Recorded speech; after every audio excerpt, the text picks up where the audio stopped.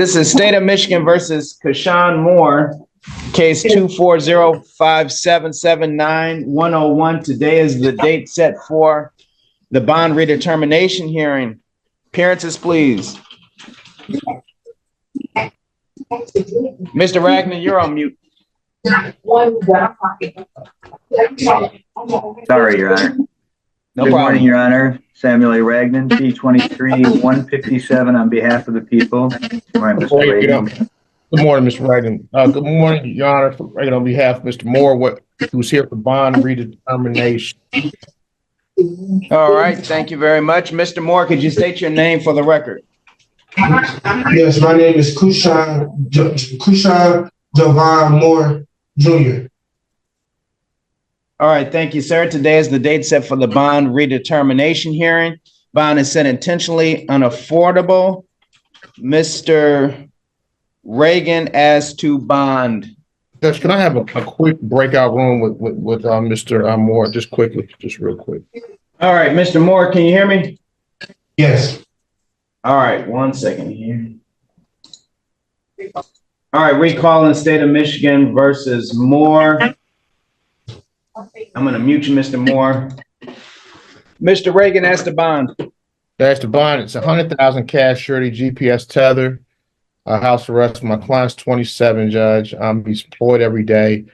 SMG clothing. He has 3 children, Judge. Wait, 1 second. Mr. Reagan, Mr. Moore, I see that your hand is up. I'm going to let Mr. Reagan make his argument. And I'm going to let Mr. Ragnar make his argument. Then I'm going to give you a chance to talk to the attorney to clear everything up, put you back in the room. I got you on mute right now. It's because you got enough static in the back. I can't hear the other attorneys argue, so hold tight. All right, go ahead, Mr. Reagan.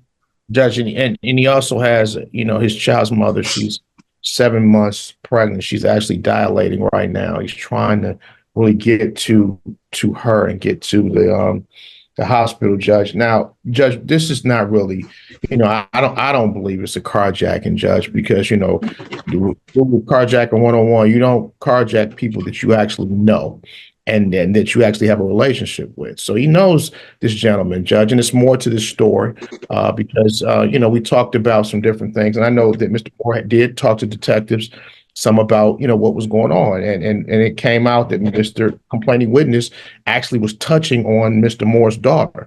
And it really infuriated Mr. Moore. And he probably had a moment where he snapped, and I think this is probably more of an FA than it is than a carjacking, because it's my understanding that the car was recovered, according to Mr. Moore, because he didn't take the car, in that aspect, Judge.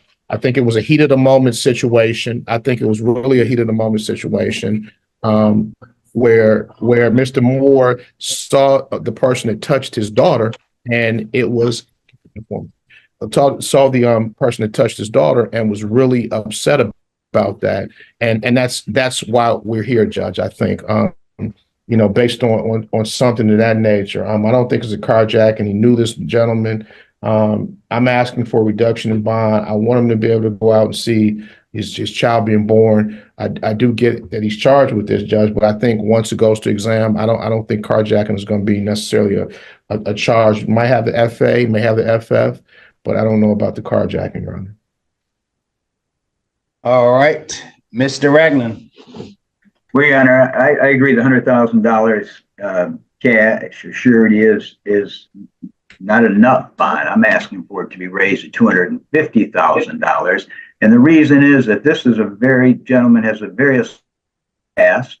Okay, in this incident, it's all on green light video. The complainant sitting in his car at a liquor store. He comes to there with a gun, assaults him with the gun, hits him with the gun. Okay, tells him, "I'm going to kill you." And he follows him in the store. Then he leaves the store, gets in the car, and drives away. Okay. Then subsequently, when the complainant picked him out of a 6-pack lineup of pitchers as the person that did steal his car and assault him. Now, the complainant also said that this defendant was dating his stepdaughter, I believe it was, his stepdaughter's boyfriend, but he didn't know the name. So when he was arrested, he gets interrogated, and he admits, Your Honor, that he did steal the car. He admits that he had the gun. He admits that he dropped the car off on some location. He threw the gun in a field. So, Your Honor, there isn't much doubt. He said he punched the complainant with his right hand, which is the hand he was holding the handgun in. And he did say he would kill him again before he drove off. So, Your Honor, very serious matter. It is a carjacking. It is an assault. But, Your Honor, he has pending cases. He has a home invasion second from 11/5/23. He's got a less than 200 malicious destruction of property from 3/5/24. He's got on July 26, 2019, he pled an armed robbery down to an unarmed robbery. Okay. So he's got a terrible past. I mean, he's got an assaultive past, armed robbery to unarmed robbery. I have the investigative reports on the home invasion. He goes in, steals numerous items. It's all on video as well. He has the malicious destruction of property where he's kneeling down by a tire of a woman's car. She goes out. She doesn't even know him. He punches the tires and then runs away from her. I mean, this kind of behavior is a danger, extreme danger to the public. I think, Your Honor, to anyone. And I'm asking for the bond to be raised to $250,000 cash. Thank you. All right, Mr. Moore, I'm gonna put you back in with your attorney briefly. I'm gonna put you back into the room with your attorney so you can talk to him privately. Hold tight. All right, Mr. Reagan, is there anything further? No, Judge, I think Mr. Moore was confused about the home invasions and malicious destruction of property because I think one case is from November of last year, the home invasion second, but the warrant was just actually signed yesterday. And the same with the malicious destruction of property back in March. It was just signed yesterday on 6/17. So that's why he was really kind of floored. Like, I have no other cases, but they just have these new warrants. He has to be arraigned on these new cases that were just signed yesterday, back in November and back from March. Yeah, I saw that as well. And it looked like they were both signed June 18th. I think so. Yeah, So, like today. Yeah. So they're gonna have arraignments on those matters, so I won't use them for this purpose. Hold tight, and hey, look up one more thing. Mr. Ragnar, do you know if the defendant's on probation, parole, or awaiting sentence on anything else? No, he was discharged from parole, Your Honor, back on 3/20. I think he was discharged. All I'm going to tell you, he was discharged from parole. I do know that for a fact. Thank you. Okay. I think it was 9/29/21. Thank you. All right. I would note that defendant is charged with carjacking, felony firearm, assault with a dangerous weapon, or 2 counts of assault with a dangerous weapon. These are allegations. There was a statement alluded to in the investigator's report, and I won't use that statement to say what happened, when it happened, but I do know that this person was not supposed to have a weapon in any sort of capacity, out in public. I do believe that there is a dangerous situation for not only the complaining witness, but the public at large. And I think we've passed the point of clear and convincing evidence as to the safety issue. I would also note that it was a previous conviction for an assaultive offense. And for these reasons, bond is going to remain the same. Mr. Moore, your next date is going to be June 25th, 2024. Yep, Mr. Moore, you're not on mute right now. Just come a little closer. And I would advise you not to say anything, or you have the right not to talk. Anything you say could be used against you.